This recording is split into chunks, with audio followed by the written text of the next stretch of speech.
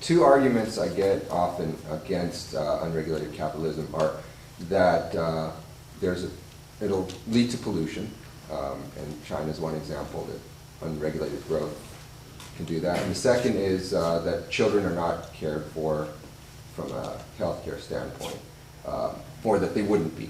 And how do you argue effectively against it? So, capitalism produces pollution. True. Capitalism does produce pollution. But what's amazing is that capitalism produces a lot less pollution than any other economic system. And the kind of pollution that capitalism produces is a pollution that allows you to live to the ripe old age of 80, 90, 100 and die from cancer. Versus the alternative, which is to live to the ripe old age of 35 and die. Who knows what. Right?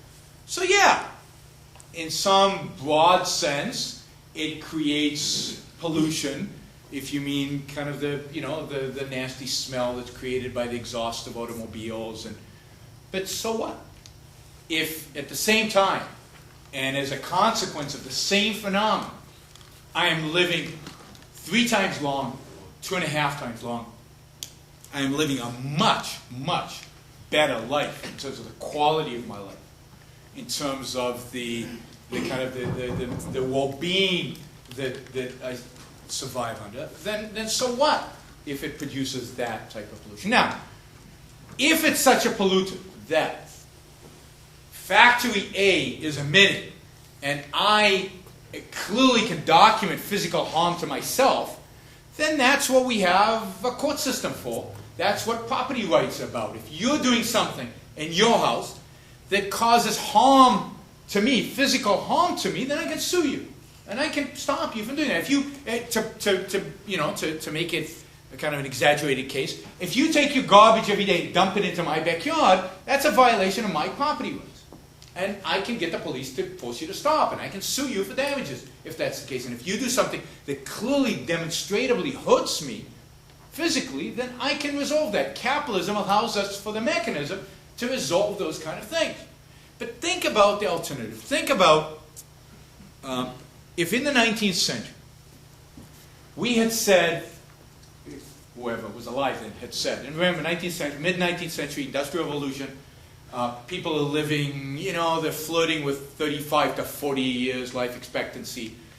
Life is pretty harsh. Life is pretty uncomfortable. And then you put on top of that all these coal-producing furnaces that are literally creating soot in the air. And you're breathing that, and it's going into your lungs, and you're coughing, and you clearly demonstrable harm being created by all these coal manufacturers. And we had said, that's unacceptable, we're stopping it, none of this pollution, stop it right now.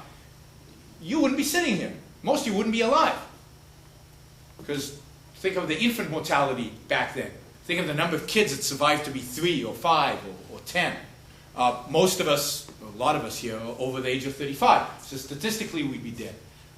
There would no be auditorium. There were no auditoriums in the 1850s. I mean, except in some aristocrat's castle. There was no middle class. You'd have stopped the entire progress of civilization. So it would be absurd. Yes, capitalism creates some particles in the air that might be unpleasant for some people. But given the benefits, who cares? What difference does it make? The other thing to remember is that as technology advances, what is efficiency? Efficiency means less pollution. Efficiency means less stuff you throw away because you're using more of it in the process, right? And the fact is that technology gets cleaner and cleaner and cleaner. So we have a cleaner air and cleaner water today, not because of some bureaucrat in Washington, because we all want cleaner air and cleaner water, and technology allows us to have cleaner air and cleaner water. It's a byproduct of capitalism, not a byproduct of government. So the solution to real problems of pollution, i.e. when party A is inflicting party B with clear damage, is the court system under capitalism. And you don't have to give up any of the freedoms, any economic progress, any ability to create wealth in order to achieve that. And there is no solution to the You know what the solution is to smog in LA? Montana. Move. You don't like it, move. I mean, housing is cheaper in Montana. And there's less of the smell of automobiles in Montana. And you can live long in Montana. So stop complaining and move.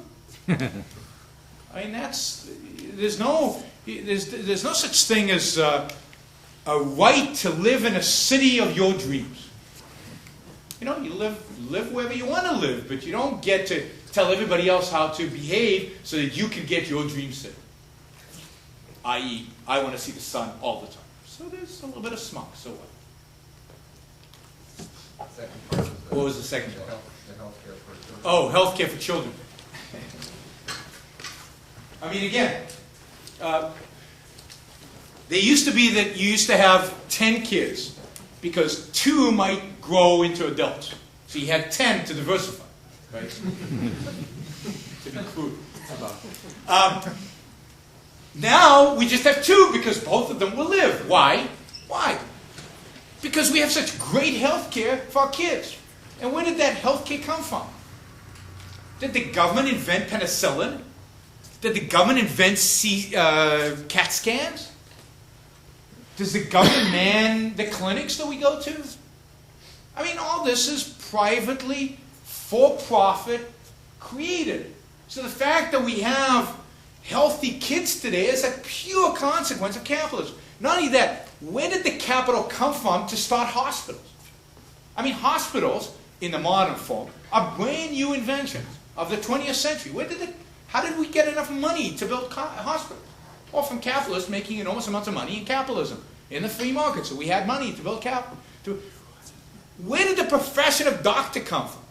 From the fact that, from the advancement of science that was made possible through the freedom that existed under capitalism, and from the economic fact that we now, as individuals, have enough money to spend on doctors. Why do we have enough money? Why in the 17th century couldn't we go to the doctor? Couldn't afford a doctor.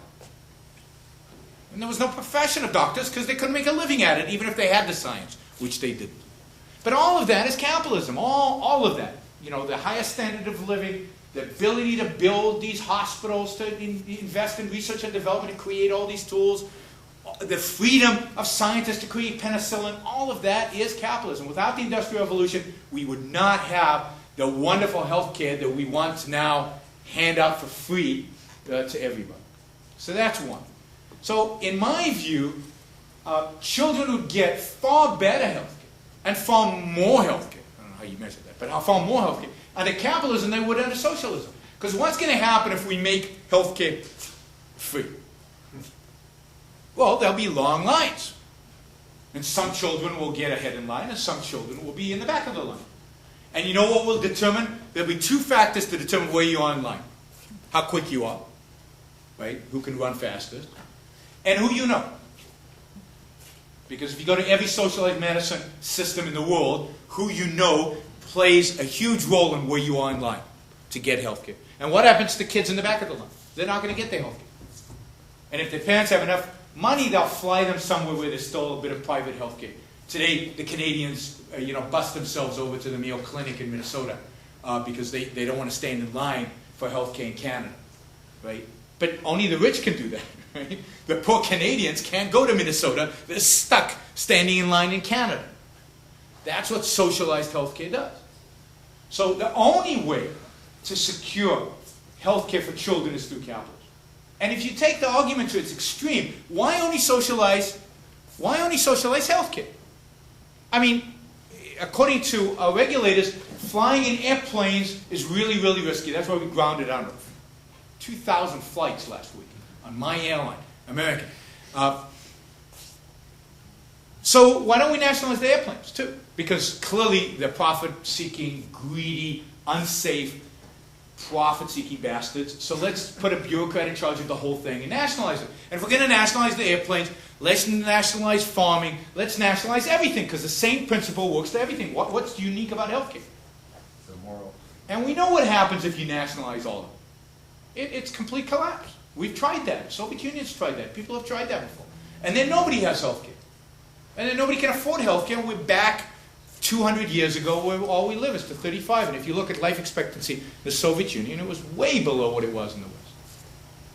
child mortality was much worse than it is in the U.S. So capitalism is the only way we can secure healthcare for our kids. And I'll get far superior healthcare there if you privatize the system than if you socialize it.